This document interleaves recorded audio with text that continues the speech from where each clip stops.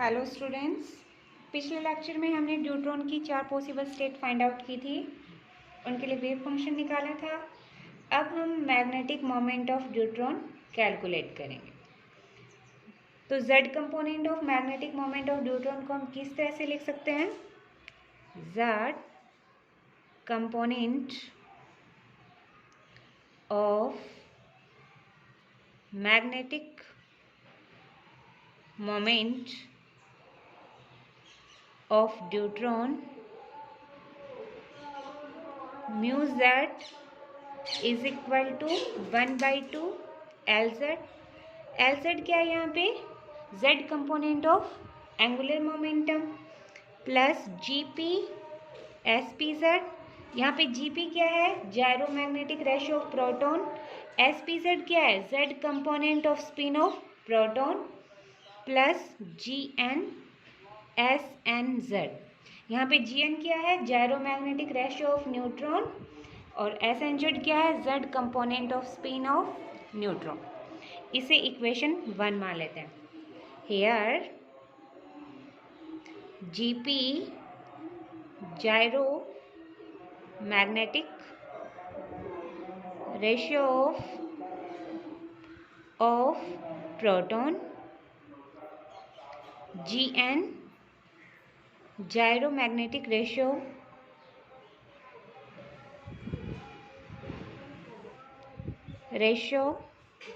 Of neutron. SPZ spin Z component of spin, Z component of spin of proton. SNZ Z component of spin of neutron।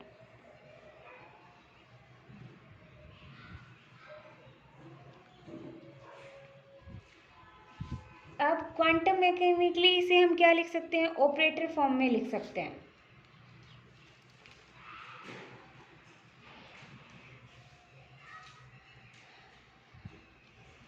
और इसके बाद हम 4 possible state जो हमने निकाली थी न्यूट्रॉन के लिए, उसके लिए हम मैग्नेटिक मोमेंट को ऑपरेटर फॉर्म में कुछ इस तरह से लिख सकते हैं। म्यू जेड जो expectation value of magnetic moment है, phi L S G M star mu z phi L S G D cube R. अब हम चारों पॉसिबल स्टेट के लिए magnetic moment of neutron calculate करें। Now we will calculate the magnetic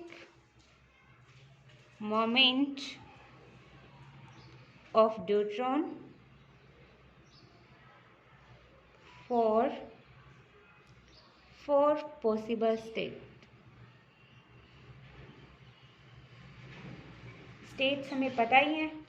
पहली state कौन सी थी? 3s1 state.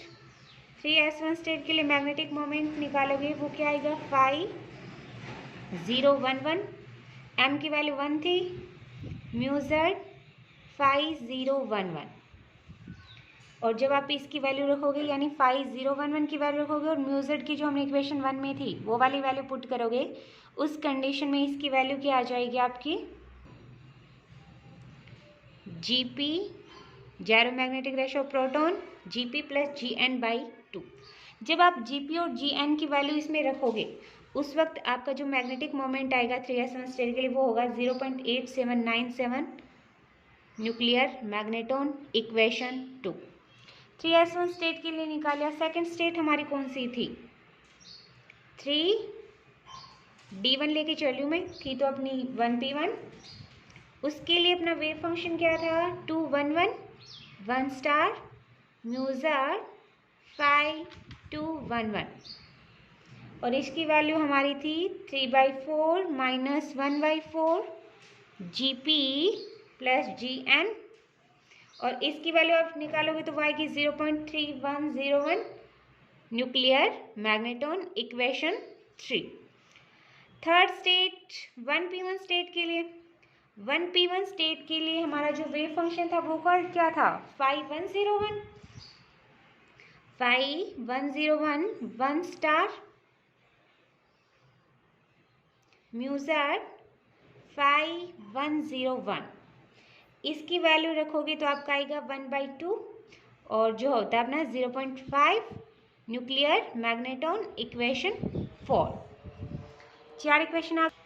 अब फोर्थ क्या थी, फोर्थ थी आपकी इक्वेशन स्टेट 3p1 स्टेट थी, जिसके लिए वेव फंक्शन क्या था, phi 111, phi 111 1 star mu z phi 111।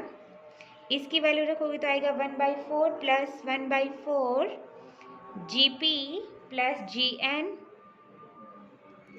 और ये वाली वैल्यू कैलकुलेट करोगे तो आएगा 0.6899 न्यूक्लियर मैग्नेटॉन इक्वेशन 5। तो हमने चारों स्टेट के लिए क्या निकाल लिया, magnetic moment of deuteron calculate कर लिया। अब हम क्या कैलकुलेट करते हैं, एक्सपेरिमेंटली कैलकुलेट करते हैं। जब ड्यूट्रॉन का मैग्नेटिक मोमेंट एक्सपेरिमेंटली कैलकुलेट किया गया तो वो कितना आया, वो था mu Z is equal to 0.8573 nuclear magneton. अब देखो, जब आप चारों स्टेट को देखते हो तो क्या कोई भी वैल्यू एक्सपेरिमेंटली वैल्यू से मैच करती है, क्योंकि 3s1 स्टेट के लिए हमारा क्या था 0.8797 न्यूक्लियर मैग्नेटॉन, 3d1 के लिए 0.3101 है, 1p1 के लिए क्या है 0.5 न्यूक्लियर मैग्नेटॉन, 3p1 स्टेट के लिए क्या है 0.8573 न्यूक्लियर 0.68991 न्यूक्लियर मैग्नेटॉन। यानी कोई भी स्टेट क्या करती है, एक्सपेरिमेंटली वैल्यू से मैच नहीं करती है। इसका मतलब क्या हुआ, ड्यूट्रॉन सिंगल स्टेट में तो नहीं रहता, यानी ड्यूट्रॉन किस में रहेगा, कॉम्बिनेशन ऑफ स्टेट में रहेगा। लेकिन जब स्टार्टिंग में हम कर रहे थे, जब हमने क्या किया था, इंट्रैक्शन किया था, न्यूक्लियन न्यूक्लियन इंट्रैक्शन किया था, तब हम ड्यूट्रॉन प्रॉब्लम लेकर चले थे। तब हमने क्या माना था कि जो ड्यूट्रॉन होता है वो कौन से स्टेट में रहता है, 3s1 स्टेट में रहता है। लेकिन अगर 3s1 स्टेट में रहता तो उस वाली वैल्यू एक्सपेरिमेंटली वैल्यू से मैच करनी चाहिए थी, बट मैच तो नहीं करी। इसका मतलब ड्यूट्रॉन क्या रहता है, कॉम्बिनेशन ऑफ स्टेट में रहता है। अब हमें ये फाइंड आउट करना है कि वो कौन कौन सी मिक्सर ऑफ स्टेट में है जिसके लिए ड्यूट्रॉन की वैल्यू एक्सपेरिमेंटली वैल्यू से क्या कर जाए, वेरीफाई कर जाए। अब जिनकी पैरिटी सेम होती है वही स्टेट क्या करती हैं, कंबाइन करते हैं। हमें पता है जिन स्टेट की पैरिटी क्या होती है, सेम पैरिटी वाली स्टेट ही क्या करती हैं, कंबाइन करती हैं। अब 3s1 स्टेट थी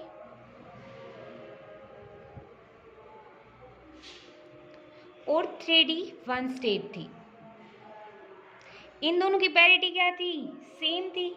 दैट मीन्स 3s1 स्टेट किसके साथ कंबाइन कर सकती है, 3d1 स्टेट के साथ। वही 1p1 स्टेट की और 3p1 स्टेट की पैरिटी क्या थी, ओड थी। दैट मीन्स 1p1 स्टेट किसके साथ कंबाइन कर सकती है, 3p1 स्टेट के साथ कंबाइन कर सकती है। लेकिन हमें ये पता है कि ड्यूट्रॉन मैक्सिमम किस स्टेट में रहता है, 3s1 स्टेट में तो रहता ही रहता है। तो हम उसी स्टेट पे फोकस कर लेते हैं, यानी हम ये लेके चलते हैं कि ड्यूट्रॉन क्या है, 3s1 और 3d1 स्टेट में रहता है। तो उसके कोरेस्पॉन्ड वेव फंक्शन निकाल लेंगे, यानी वेव फंक्शन किस किस का कॉम्बिनेशन होगा, एस स्टेट का और डी स्टेट का कॉम्बिनेशन होगा। उसके बाद हम मैग्नेटिक मोमेंट फाइंड आउट करके दोनों का कॉम्बिनेशन लेके मैग्नेटिक मोमेंट फाइंड आउट कर लेंगे। तो अब हमने ले लिया जो वेव फंक्शन है फाई, वो किस किस का कॉम्बिनेशन है, एस स्टेट वाले वेव फंक्शन का और डी स्टेट वाले वेव फंक्शन का। तो यहाँ से एस स्टेट के लिए 011 स्टार प्लस स्टार नहीं 1 और 211 अपने डी स्टेट के लिए था। अब हमें नॉर्मलाइजेशन कंडीशन तो पता ही है, नॉर्मलाइजेशन कंडीशन क्या कहती है, 0 to infinite five star phi D cube are is equal to 1। यानी ड्यूट्रॉन की स्पेस के अंदर 0 to infinite स्पेस है, उसमें कहीं ना कहीं तो ड्यूट्रॉन होगा और उसके पाए जाने की प्रोबेबिलिटी क्या होगी, 1 होगी। तो यहाँ से हमने लिख दिया P S plus P D. PS क्या है? Probability of finding the deuteron in 3s1 state. और PD क्या है अपनी? Probability of finding the deuteron in D state. यानी PS है अपनी probability of finding the deuteron in 3s1 state. और PD क्या है? Probability of finding the deuteron in 3d1 state. अब जो ड्यूट्रॉन की एक्सपेरिमेंटली वैल्यू क्या थी अपनी? 0.8573 थी। 8573 इज इक्वल टू जो अपनी एस स्टेट में पाए जाने का मैग्नेटिक मोमेंट क्या था अपना? 0.8797 PS प्लस 0.3101 PD। इसे इक्वेशन ले लिया हमने 6, ये वाली इक्वेशन 7। यानी टोटल मैग्नेटिक मोमेंट एक्सपेरिमेंटली अपना ये आया था। अगर मैं मैग्नेटिक मोमेंट को यानी एस स्टेट में जो अपना मैग्नेटिक मोमेंट निकल के आया था उसको मैं एस स्टेट वाली प्रोबेबिलिटी से मल्टीप्लाई कर दूं और वहीं डी स्टेट वाले को क्या कर दें कि प्रोबेबिलिटी को अगर हम मैग्नेटिक मोमेंट से वो मल्टीप्लाई कर दें उस वक्त ये वाली वैल्यू आ जाएगी अपनी। अब ऊपर वाली इक्वेशन में तो PS plus PD is equal to क्या अपना 1 है, और नीचे वाली इक्वेशन में क्या है? PS प्लस PD ये वाली इक्वेशन है। इस दोनों इक्वेशन को हम क्या कर सकते हैं? सोल्व कर सकते हैं इजीली। तो जब हम इसे सोल्व करते हैं उस कंडीशन में जो अपनी probability of finding the deuteron in 3s1 state अपनी निकल के आती है 0.96, यानी क्या होगा 96%, और PD अपनी आती है 0.04, दैट मीन्स 4%। यानी ड्यूट्रॉन क्या करता है? 96% लाई करता है S3s1 स्टेट के अंदर और 4% लाई करता है 3d1 स्टेट के अंदर। ये तो हम मान के ही चले थे कि मैक्सिमम पार्ट वो किस में लाई करता है? 3s1 स्टेट में करता है। लेकिन जब हम इन दोनों का कॉम्बिनेशन लेके चले तो अपनी एक्सपेरिमेंटली वैल्यू क्या आ जाती है? इक्वल आ जाती है।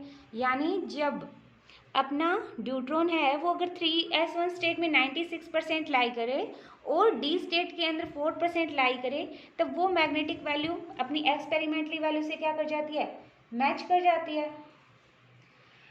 तो इस तरह से ये तो हो गया मैग्नेटिक मोमेंट वाला। इसी तरह से जब इलेक्ट्रिक क्वाड्रपोल मोमेंट निकालते हैं वो भी क्या आता है अपना? नॉट इक्वल टू 0 आता है। तो इस तरह से हमारे ड्यूट्रॉन प्रॉब्लम तो क्या हो जाती है? सॉल्व हो जाती है। अपना नेक्स्ट जो अपना टॉपिक है वो क्या है अपना? Electric quadrupole moment.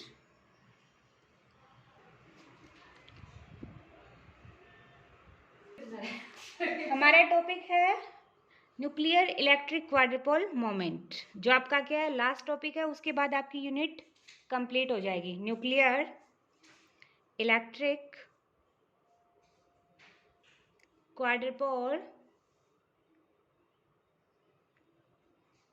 Moment.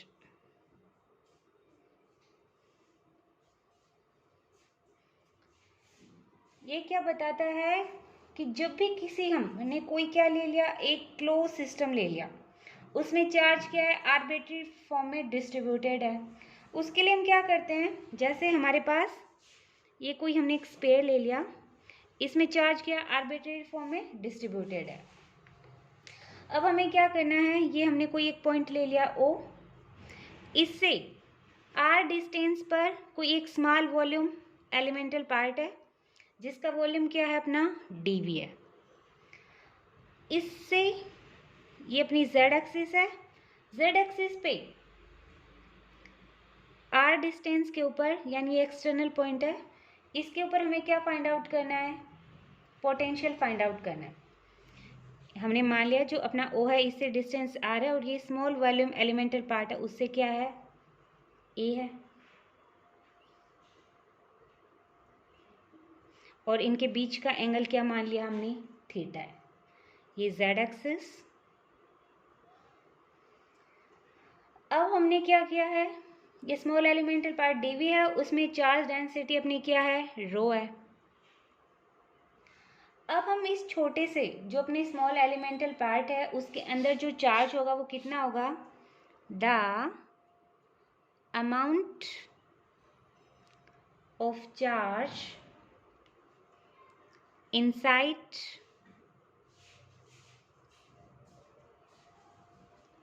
volume element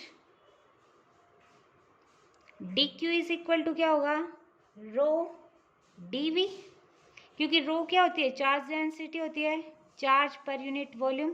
small elemental part लिया है, उसके लिए चार्ज dq है, तो dq इज इक्वल टू क्या हो जाएगा, रो dv।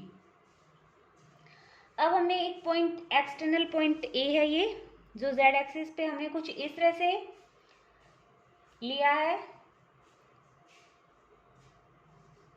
जिसकी अपनी ओरिजिन से डिस्टेंस है ओरिजिन से डिस्टेंस है कैपिटल आर वेक्टर, और जो स्मॉल एलिमेंटल पार्ट से डिस्टेंस क्या है अपनी स्मॉल ए वेक्टर। तो जो पोटेंशियल होगा एट पॉइंट ए पर, इस जो अपना इनसाइड वॉल्यूम डीवी है उसकी वजह से वो क्या होगा, late A point A is an external point on the z-axis at a distance a vector from the volume element dv and let OA vector is equal to R vector, then the potential at a point A due to charge inside volume dV will be, potential phi is equal to क्या होता है अपना के Q by are, यही लेके चलते हैं, यानी हमारा कोई चार्ज क्यू है, इससे पॉइंट पी है, इस पर हमें क्या करना है, पोटेंशियल फाइंड आउट करना है जो आर डिस्टेंस पे है, तो उसका जो पोटेंशियल क्या होता है, फाई इज इक्वल टू के क्यू बाई आर। उसी तरह से ये वाला देखो आप डायग्राम में जब हम देखते हैं तो इनके डिस्टेंस क्या है बीच की, ए वेक्टर है, इसका चार्ज कितना है, रो डीवी है, तो उस कंडीशन में स्मॉल वॉल्यूम एलिमेंटल पार्ट की वजह से हमने मान लिया जो पोटेंशियल है वो कितना अपना डी फाई है, तो D phi is equal to क्या हो जाएगा, के की वैल्यू 1/4 पाई एप्सिलॉन, यहाँ वैक्यूम की बात हो रही है, यहाँ पे हमने मीडियम ले लिया तो मैंने एप्सिलॉन से शो कर दिया, और जो चार्ज कितना है क्यू, रो जो आर का फंक्शन है डीवी अपॉन आर की जगह क्या आएगा अपना ए, तो ये आ गया अपना पोटेंशियल z एक्सिस पे कोई एक्सटर्नल पॉइंट ए है वॉल्यूम एलिमेंटल पार्ट की वजह से। तो आज जहाँ पे अपनी एप्सिलॉन क्या है, परमिटिविटी ऑफ मीडियम,